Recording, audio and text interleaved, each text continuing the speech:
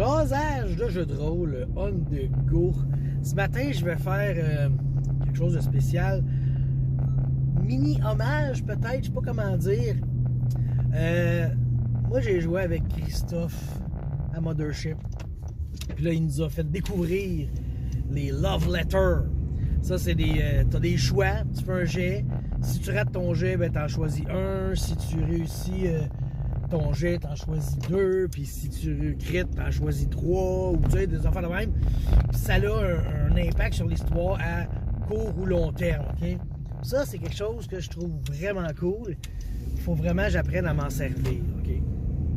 Et sinon, moi, genre, bon, premièrement, Christophe, on y a fait la vie dure, on pourrait dire, dans le sens que on a tué des boss du premier coup, OK? Ça c'est un débat qu'on voit souvent. Est-ce qu'on est mieux de laisser mourir le boss du premier coup ou on fait de quoi? Il t'offre un peu plus, tu sais? Puis Christophe, là, il m'a fait comprendre qu'il faut qu'il meure du premier coup parce que c'est très épique. On s'en fout de ton boss, c'est le joueur qui est important, c'est le personnage, c'est l'histoire. Puis si le gars il est capable de tuer le boss d'un coup, là, ça va faire de lui un haut fait bien plus intéressant qu'une bataille qui s'éternise. Puis que oui, ok, tu passes proche de mourir, c'est un autre genre d'histoire, mais c'est tout aussi valable que le monstre il meurt de même. T'sais. D'autres choses qui m'ont appris. J'ai toujours aimé ça, moi. J'ai toujours voulu faire des genres d'enquête, des suspens, des affaires comme ça, tu sais. J'aimais ça. J'aime étirer un peu les choses. J'aime que ça se build tranquillement, tu sais. Puis, non, Christophe m'a fait comprendre que t'as pas besoin de tout ça. L'intrigue peut se débouler très rapidement. Puis, tu peux trouver les preuves très rapidement. Puis, ça coupe rien à l'histoire, à l'intérêt que tu portes. Tu sais, à la limite, ça te permet d'avoir plus de sujets, plus de petites courtes histoires qui, tu sais... Il y a des fois, là, il arrivait de quoi à une session, puis on avait la réponse au début de la session suivante, sans problème. Fait que, moi, je trouvais ça cool, mais personnellement, j'aurais comme fait, mais non, faut construire, faut que les joueurs cherchent, faut qu'ils fassent leur, tu sais.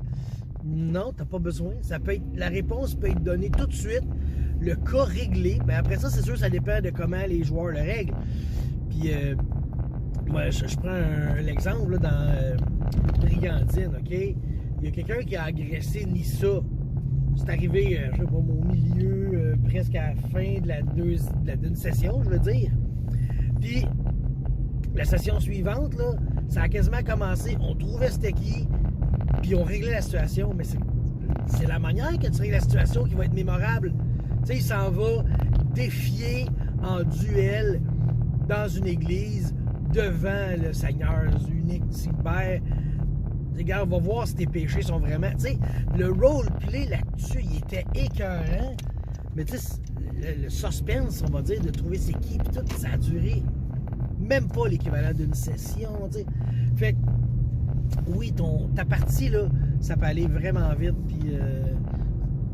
moi, c'est quelque chose que j'aurais pas fait.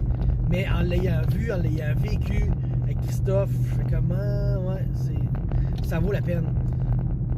L'autre chose que je suis en train d'apprendre avec lui, là, une campagne d'une 20aine de sessions. Ça, là, moi, je sais que j'ai de la misère avec ça. Parce que moi, dans ma tête, une campagne, c'est infini.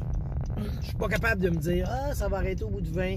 Ah, je vous ai préparé une 15aine de sessions, on va faire ci, ça. Je suis pas capable de faire ça, moi. Moi, ça arrête jamais. Puis il faut que ça continue, puis ça meurt parce qu'on n'est plus capable et non pas parce que la campagne est finie, tu sais. Puis là, ça fait plusieurs fois que je vois ça, j'aime ce que je vois, il faut que je travaille là-dessus. Ça, là, vraiment, ça va être quelque chose, un point qui va faire que je vais m'améliorer, tu sais. Puis tout ça, c'est pour dire que, à force de jouer avec des nouveaux maîtres, d'autres joueurs, on doit apprendre d'eux autres, OK?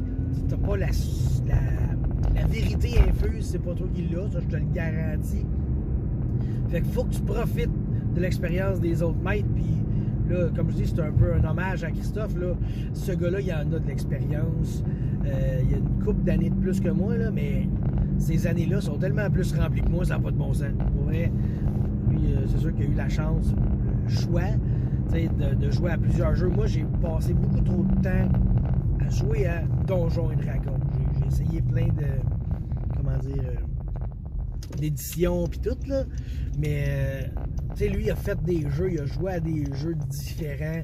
Il y a une manière de penser différente aussi. Tu sais, quand il est arrivé avec son play de vampire avec nous autres, tu sais, l'idée qu'on avait, un moment donné, il m'a dit, c'est parce que là, ton idée, c'est une idée pour jouer sur table. Là, faut que tu penses que tu joues dans une vraie maison, c'est un grandeur nature, c'est pas sur table. Le maître peut pas être là partout. Donc, tu dois donner à chaque joueur une clé qui est capable de jouer avec, de l'échanger, qu'il n'y a pas besoin de toi pour faire de quoi. Nous autres, après ça, on va rajouter de quoi, mais à la base, il faut à la limite on pourrait mourir pendant le play puis il pourrait continuer à jouer les joueurs. C'est ça l'affaire, tu sais. Puis c'est super brillant. Encore là, il a amené une belle manière de penser. Fait que c'est ça. Pour toutes ces raisons, j'admire Christophe en tant que maître de jeu. Je l'ai eu un petit peu comme joueur, mais il n'est pas présent à toutes les parties. Puis j'aime ça parce que les parties qu'il jouait, il aidait beaucoup les gens, à, je dirais, se sentir à l'aise de roleplayer, parce que j'avais quand même beaucoup de nouveaux joueurs, des joueurs qui connaissaient moins le système, qui connaissaient moins les jeux de rôle à la limite, tu sais. Fait que, en tant que joueur, puis personnage, il réussissait à le faire, je sais pas moi, le dégêner de faire du roleplay, parce que son roleplay était vraiment bien fait, puis il restait comme accroché, puis tout. Puis, tabarnak, il est fort, lui. Excusez, le gars, il marchait, puis il a comme power punch une pancarte de construction sur le bord de la rue en sacrant, je pense. Sa vie va pas bien. Présentement, clairement, ce gars-là manque de jeu de rôle. Je vais peut-être aller demander si ça tente de jouer. Ok, arrêtez, là. Je niaise, je divague, là. Je suis rendu n'importe où, là. J'arrive à mon épicerie.